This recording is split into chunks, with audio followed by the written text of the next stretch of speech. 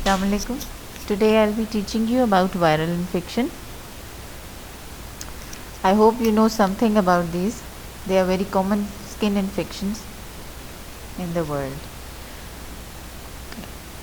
Now regarding the pathogenesis of viral disease, how can the virus enter into the body? To gain entry into a susceptible cell, virus requires an appropriate host and it can enter via the mucous membrane either after inhalation, ingestion or contact. Then production of viral proteins and replication of the viral nucleic acid occurs. Certain proteins are produced, like they can be regulatory, enzymatic or structural. Together with the products of cell damage, they contribute to local and general response to infection. And then an immune response develops against the virus particles and processed viral proteins, and according to the immune response that develops, it will tell whether there will be containment or there will be a clearance of infection. Nowadays this is very important. As you know, we are all going through this COVID phase. Now, molluscum contagiosum is a form of viral infection. It can be important from the MCQ point of view, but not in the case of SCQ. Mostly viral infections, they don't give any SCQ from it, but mostly MCQs come if they come from this topic. Now, molluscum contagiosum basically is a poxvirus family in a specific genus, the molluscipox. It has got two main types, MCV1 and MCV2. It is rare under the age of 1 year, and maternal transmitted immunity and a long incubation period is the cause. Peak at 2 and 5 years of age, and certain conditions like if the patient is having atopic dermatitis or is on immunosuppressive therapy or HIV, then there is more chance. Its incubation period is 14 days to 6 months. Now what the individual lesions they look like: shiny pearly white, hemispherical, umbilicated papule with a central pore. They enlarge slowly in a period of about 6 to 12 weeks. Usually one or very few are present, but they may get larger and they may increase in size as well. They can form plaques, many small lesions. Then it is called agminate form or giant molluscum, but it is a very rare condition. The lesions is spread and number of lesions ultimately present is very large. After trauma or spontaneously after several months, inflammatory changes result in suppuration, crusting and eventual destruction of the lesion. So once this pearly white lesion turns into an erythematous one, so this shows that inflammation has occurred and there will be in the end resolution of the lesion. Now this is a picture which is showing umbilicated papules and nodules. Umbilication means that there is a central crater and on the margins there is elevation. The yellowish material which you can see inside the crater is the viral matter. Now the typical umbilicated lesions, you can see there is not at all any erythema present here. So there is no inflammation right now started. Now these are the MCs in regressing phase. You can see the inflammation around these lesions. So they will resolve spontaneously. The site of involvement, it is influenced by the mode of infection, types of the clothing worn, and obviously the type of clothing worn, it will depend upon the climate of the area. In temperate regions, neck, trunk, particularly around the axillae. In children in tropics, they are more common on the limbs. Now regarding the diagnosis, multiple lesions at different stages of evolution and typical umbilicated papule, it is the clinical diagnosis basically. Distinctive umbilication can be seen with the help of a dermatoscope or after freezing, that is when you are treating it with cryotherapy, that is liquid nitrogen. For diagnosis further, you can go ahead for direct microscopy, electron microscopy of the papule contents, which I showed you, the yellowish material which is present inside the crater. And then you can go ahead for histopathology or molecular analysis. Regarding the treatment, therapy is not necessary and natural resolution can be awaited, but when there is risk of dissemination, it can be minimized by reducing the scratching. And if the patient is having underlying dry skin or eczema, then you have to give emollients and weak topical steroids. And obviously the main thing is avoidance of shared towels, contact sports and communal bathing, because then it will lead to spread of this disease. Indications of treatment are when there is spontaneous clearance is slow, lesions are symptomatic, associated eczema is troublesome. Choice of treatment will depend on the age of patient, number and position of the lesion. Now, what is the aim? Basically, it is to destroy the infected epidermal cells, stimulate an immunological response, act directly against the virus. The physical treatment which is used, surgical removal either by the curettage, and damage to lesions by squeezing content or insertion of a pointed cocktail stick, that is to induce inflammation and in the end to lead to the clearance of the lesion. Now, cryotherapy, liquid nitrogen is used. It is used in older children and adults, repeated at 3 to 4 weekly intervals, or you can go ahead for carbon dioxide or pulse dye lasers, but they can produce scarring. Then there is photodynamic therapy. Certain topical modalities can be used, produce mild to moderate inflammation so that an immune response develops against the virus, like cantharidin, trichloroacetic acid, and diluted liquid phenol. But they are not mostly used because it leads to irritation and even blister formation. Salicylic acid preparations, topical retinoids like tretinoin and adapalene, then nitric oxide cream and potassium hydroxide solution, and then amikomycin cream can be used, which is an immunomodulator, but it is not available right now here.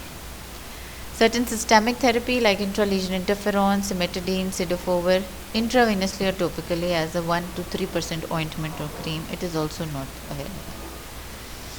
Now, this is a very important topic, that is herpes infection.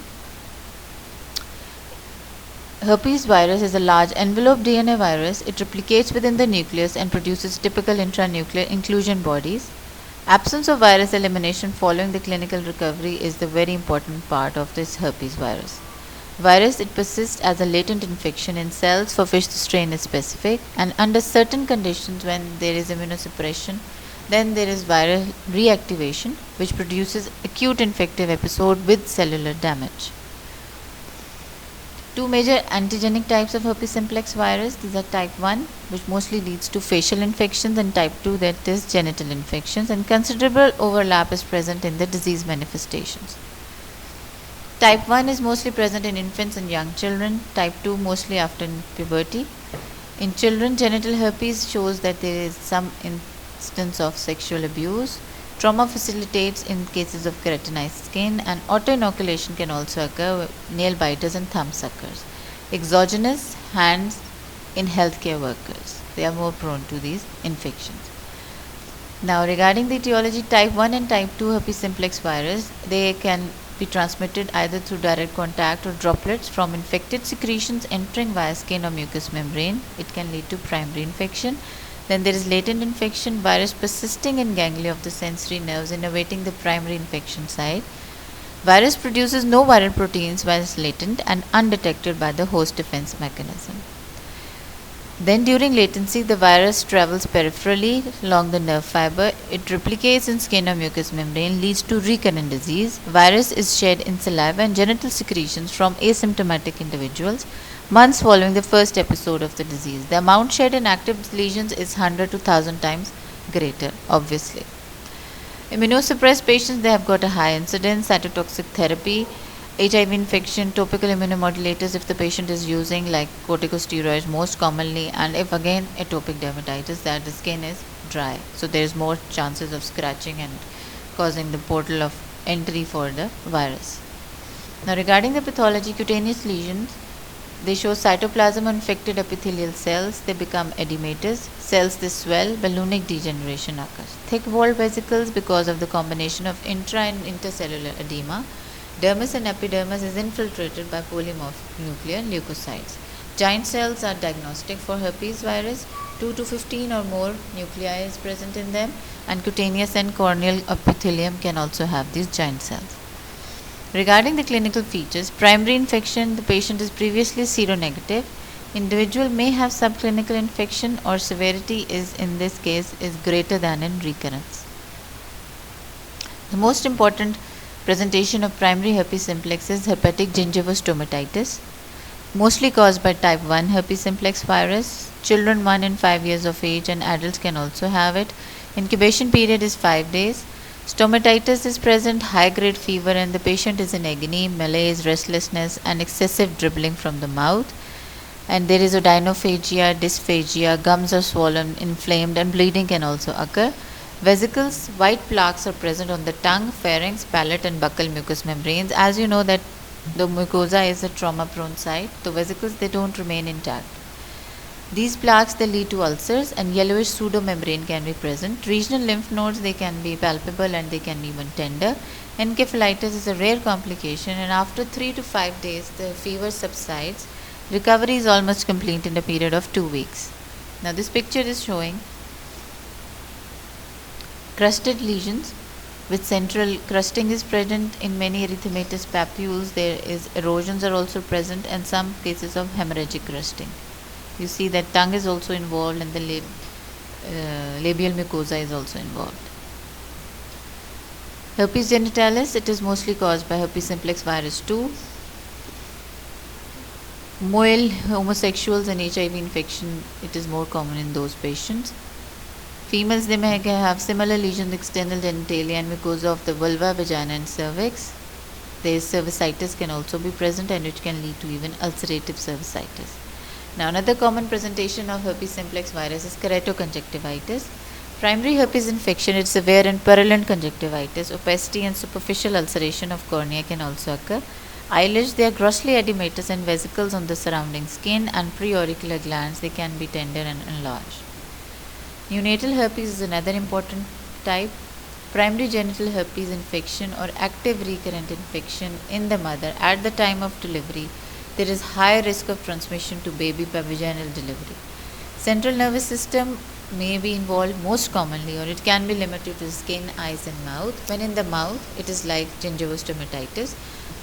Disseminated, then there is lethargy, seizures, respiratory distress, hepatosplenomegaly, thrombocytopenia, and it is detected by PCR in the cerebrospinal fluid.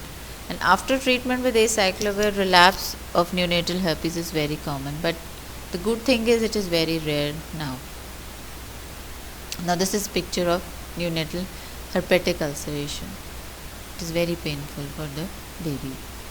The complications are eczema herpeticum, pharyngitis, headache, meningitis and encephalitis, and disseminated and systemic infection, especially lower respiratory tract infection. Recurrent infections are very common. 30 to 50% of oral herpes simplex virus is caused by type 1. Genital herpes infection 95% by type 2. Now, the predisposing factors for recurrent infection are minor trauma infections, especially after the febrile illness.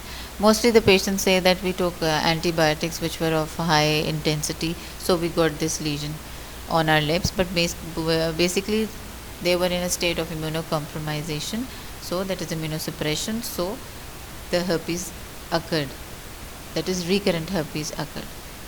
Ultraviolet radiation, trigeminal neuralgia, intracranial operations, dental surgery, dermal abrasion, or after laser therapy. Some women have recurrences even in the premenstrual period. Emotional stress, it always affects your immune function.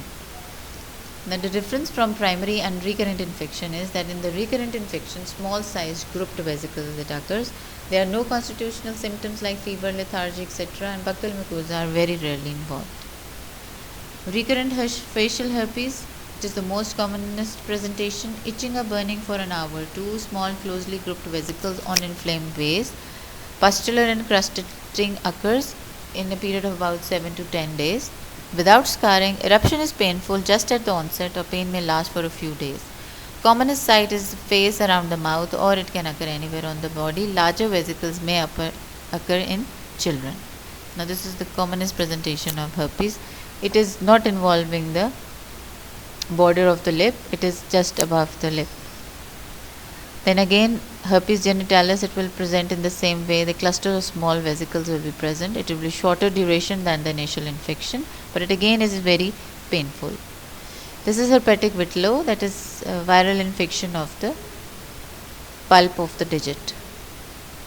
You can see the yellowish foci of ulceration is present. There is crusting as well. For the diagnosis, culture of virus. It can be taken from the vesicle fluid, requires only 1 to 5 days.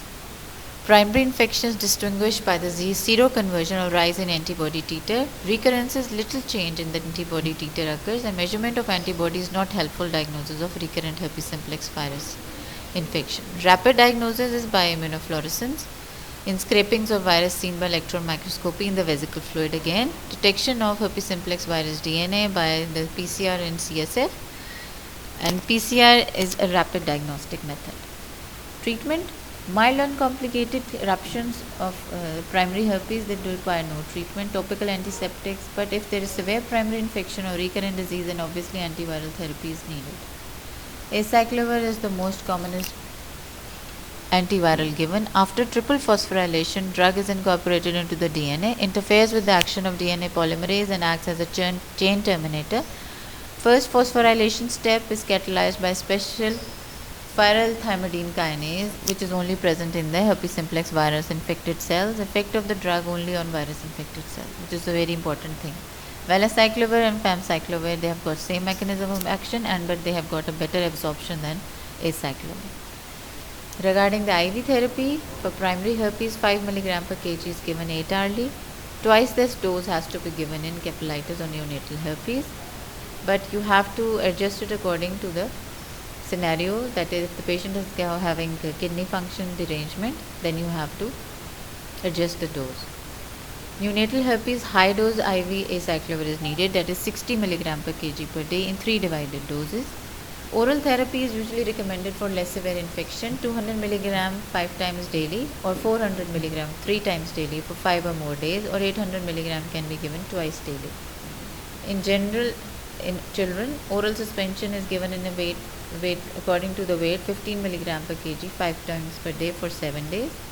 Valacyclovir is 1000 mg twice daily for 10 days. It has got similar efficacy. For recurrent herpes, if there is mild or infrequent, needs no treatment, 5% acyclovir cream can be given. Oral acyclovir after the onset of symptoms can shorten the duration and decrease the intensity of the episode. And if the recurrences are very frequent, then long-term prophylactic acyclovir in a dose of 200 to 400 mg twice daily for 4 to 6 months. Other treatment options which we don't use: phosphoformate, that is Foscarnet, Cidofovir, topical imiquimod. Now, another important topic is varicella zoster virus. It causes chickenpox, varicella, and zoster shingles. The virus persists like the herpes virus in the nerve ganglion cells, usually sensory, and zoster is the result of reactivation of this residual latent virus, which is also known as shingles. And again, the virus is transmitted by droplet infection from the nasopharynx. Patients are infectious to others 2 days before to 5 days after the onset of rash. Vesical fluid has large amount of virus, and completely dry scabs are not infectious. And zoster can in turn again lead to chickenpox in others. Predisposing conditions, again they are the same like that of herpes simplex. Varicella is more common in organ transplant patient, malignancy, immunosuppressive, or patients have HIV. Zoster depends upon the site of pressure trauma, nerve roots by neoplastic deposits, radiotherapy, and surgery. Regarding the chickenpox, I'll touch this topic a little bit because you will read about it in detail and you already must be knowing about it. Incubation period is 14 to 17 days. After a day or two of fever and malaise, which is low grade fever, fleeting scaltiniform or mobiliform erythema, papules, tense clear unilocular vesicles they appear. Turbid and pustules are surrounded by red areola. 2 to 4 days later, dry crust forms. Separates to show shallow pink depression. Heals without scarring. Vesicles 3 to 5 crops over 2 to 4 days. They are numerous on the trunk, that is, starts from the trunk. Centripetal distribution that involves the face, scalp, and limbs. Characteristic feature is presence of lesions at different stages in each side. That is, at some place you will see some vesicle, at some place there will be only erythematous macule, and at some area of the body you will see crusting. Vesicles, they may be present in other mucosa like mouth, palate, conjunctiva, and genitalia, and can lead to painful ulceration. After 4 days, no new crops of lesions in existing vesicles dry and crust, and leaving behind hyper or hyperpigmentation, and sometimes pock-like scarring can be seen. Hemorrhagic varicella, it only occurs in immunocompromised patients.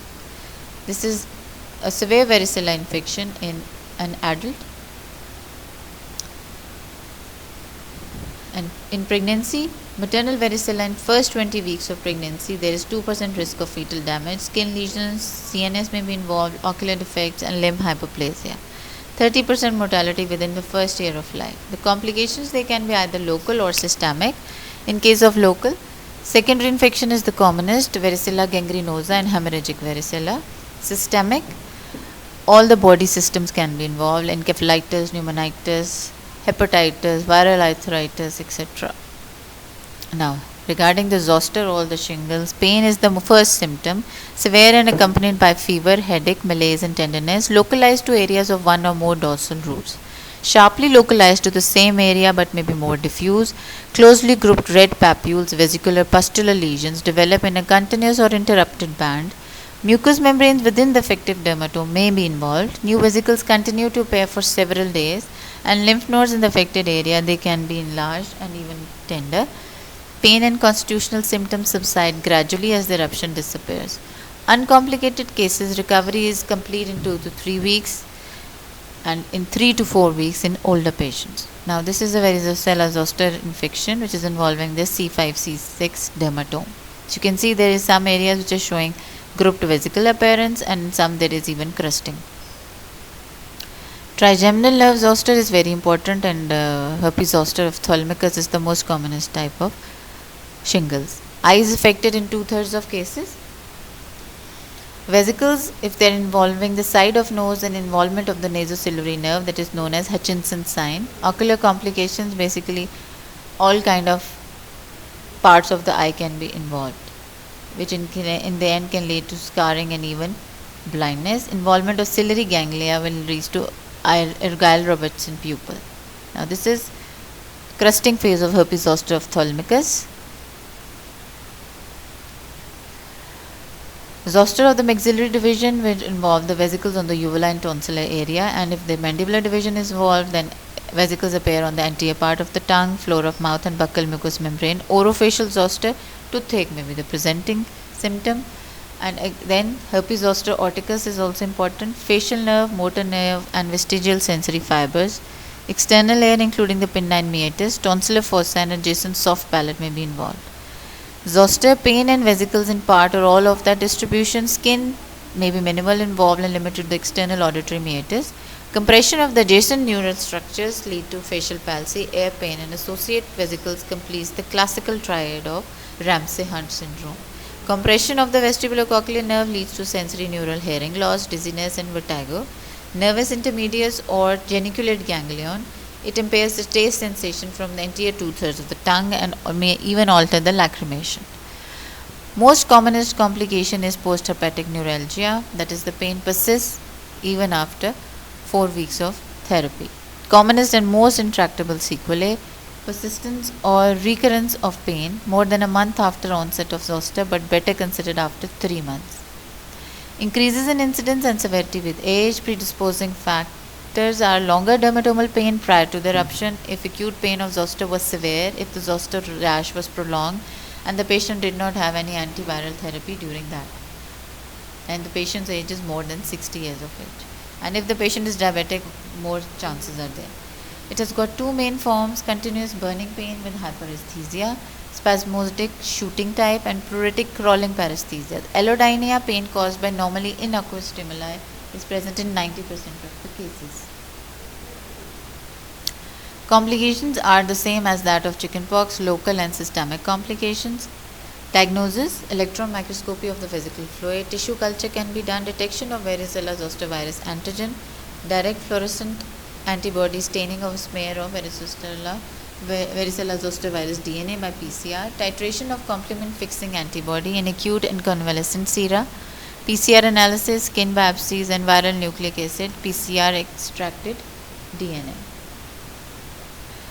Prevention: pre-exposure prophylaxis, life attenuated vaccine can be given. Post-exposure prophylaxis, specific zoster immunoglobulins are given, and antiviral prophylaxis, acyclovir, is given 9 days to 10 weeks after the exposure in immunocompetent patients. Regarding the treatment, there are some general treatment and then there is specific. General: rest and analgesic are very important. Soothing antiseptic lotions which contain camphor and menthol. Antibiotics, topically they can be given like fusidic acid or mupirocin. Regarding the specific therapy, antiviral varicella in adults and severe, varicella and zoster at any age immunocompromised, dose is 10 mg per kg. Acyclovir, that is 800 mg 5 times a day for 7 to 10 days. Valacyclovir 1 gram is given, and famciclovir 250 to 500 mg 3 times a day for 7 days. Oral steroids may be given in cases of Ramsay-Hunt syndrome to decrease the inflammation of facial canal so that the chances of facial palsy they are reduced. Treatment of postherpetic neuralgia, you give tricyclic antidepressants in a dose of 25 mg daily and continue for 3 to 6 months. Sodium valproate like clonazepam or carbamazepine, gabapentin, topical capsaicin, and topical anesthetic in cream or a patch can be also given. Now another important topic is human papilloma virus. It is again a DNA virus. It is the causative agent of warts. Human papilloma virus infects and causes disease at any site in stratified squamous epithelium. Either it can be keratinized or non-keratinizing. Incubation period ranges in between few weeks or more than a year. Cutaneous warts can occur at any age, unusual in infancy and early childhood. Incidence increases during the school years and peak is attained in adolescent and early adulthood. Modes of transmission is spread by direct or indirect contact. When there is impairment of epithelial barrier function, trauma including mild abrasions, maceration or both, predisposes to inoculation of virus required for infection, fully keratinized skin. Examples of transmission in cases of plantar warts, swimming pools or shower rooms, warts on hands, sucking thumb, biting nails or periungual skin, also on face and lips, occupational meat handlers, warts on beard area by shaving, genital warts because there is thinner mucosal surface.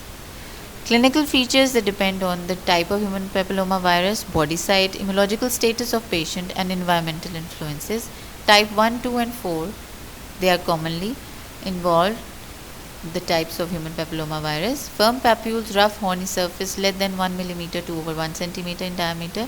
By confluence they form large masses. Sites commonly involve back of the hands, fingers and on knees in children under 12 years of age. Basically they are mostly symptomless. They may be tender if they are involving palmar aspects of fingers when fissured or when growing beneath the nail plate, that is subungual warts. May disappear spontaneously within 2 to 4 years. Malignant change is very rare. It can occur in genital warts rarely. Lead to squamous cell carcinoma. This is a picture of verruca vulgaris. Verruca is what? Vulgaris is common. These you can see there is hypertrophic plaques and they are hyperkeratotic. You see that on the present on the interdigital area, it shows that it looks like a cauliflower appearance, gobi, like the vegetable. Plantar warts, the most common type of human papilloma virus which leads to these are 1, 2, 4, 27 or 57. Mosaic wart is type 2, small shining sago-grain papule, sharply defined rounded lesion with a rough keratotic surface surrounded by a smooth collar of thickened horn. Surface when it is gently paired, abrupt separation between the wart tissue and protective horny ring becomes obvious. As epithelial ridges of the plantar skin are not continued over the surface of wart, pairing is continued, then small bleeding points, the tips of the elongated dermal papillae are evident. Dermoscopy is used to distinguish a plantar wart from a cone or a callosity. Cone or a callosity, they mostly occur on the weight bearing areas or because of improper footwear and continuous friction. Beneath the pressure points on the heel or metatarsal head, single or numerous lesion, mosaic warts are plaque of closely grouped small warts, mostly involving the big toe. When surface is paired, angular outlines of tightly compressed individual warts are seen. Pain is common, but it is not necessary that it will be present. Spontaneous regression occurs in some cases, but mosaic warts, they mostly are persistent. This is the mosaic wart. You can see there is a confluence of warts, and when you will use the pairing, that is, you will the scrape off the skin, then multiple bleeding points will be seen, and margins of different or borders of different warts will be visible. Plain, that is flat warts, they are caused by human papilloma virus 3 and 10 type. Smooth, flat or slightly elevated and usually skin colored or grayish yellow, but may be pigmented. Round or polygonal in shape and vary in size. Most commonest site, they are face, back of hands and chins. Number ranges from 2 or 3 to many. Contiguous warts coalesce and a linear arrangement in scratch marks. Regression is heralded by inflammation, itch, erythema, and swelling may be present. Resolution is complete within a month, but it is not necessary. Now, this is a picture showing the plain topped warts. You can see there is very different from the picture before I showed on you warts on the hand. They were hyperkeratotic and they are smooth topped. Then anogenital warts is known as condyloma acuminatum. Protuberant anogenital warts, flat human papillomavirus lesions of extended genitalia or cervix or vagina, and they may be even oral lesions. 6 and 11 is the most commonest type of human papillomavirus leading to anogenital warts. Asymptomatic, or they may cause discomfort, discharge, and even bleeding. Soft, pink, elongated, pedunculated, and multiple on moist surfaces. Growth is normally enhanced during pregnancy and if there is some local infection. Large malodorous masses may be present on the vulvar and perianal skin. Malignant change, as I told you before, it can occur but it is rare. This is a picture of periungual wart. It can be painful because as the nail grows, then the wart also grows and there is pain. This is a filiform wart. You can see there are multiple villi-like projections are present. They are mostly common on the hairy areas. For diagnosis, clinical diagnosis is sufficient, but you can go ahead for skin biopsy or detection of virus particles through electron microscopy or by PCR. Best clinical guide to cure is restoration of normal epidermal texture, including the epidermal ridge pattern, general measures to improve the hygiene and avoid touching that area. Physical methods like occlusion, salicylic acid, which has got keratolytic effect, 12 to 26% salicylic acid, additional lactic acid in a quick drying collodion or acrylate base. It is commonly used on the common and plantar warts for 3 months or more, which we commonly used. Glutaraldehyde, podophyllin, formalin. Cryotherapy is basically you use liquid nitrogen. You kill the virus by freezing it, that is by cold. Carbon dioxide, snow and liquid nitrogen. Cold thermal damage to skin applied with cotton wool bud or from a cryospray. Rate of application of freeze is affected by size of hole in spray nozzle or by size, shape and density of cotton wool at tip of bud. Thick keratin is paired off in plantar warts and surface be dry before freezing begins. Applied until a rim of ice tissue easily seen as a white discoloration about 1 millimeter in width develops in the normal skin surrounding the wart. After thawing, a second freeze cycle will improve cure rate. Repeat after 2 to 3 weeks. Then you can go ahead for cautery. Other treatment options which we mostly don't use are topical 5-FU, laser like carbon dioxide or Nd:YAG, imiquimod, cimetidine. Topical retinoids we do use in cases of mostly in plain warts. Prophylactic vaccination is now available for 6, 11, 16 and 18 anogenital warts, and it prevents from cervical malignancy as well. Now these are the questions. There are 2 MCQs and 1 SCQ. You just attempt them and email me at my email address for attendance. Okay, this is second multiple choice question and this is the short essay question. Okay, thank you.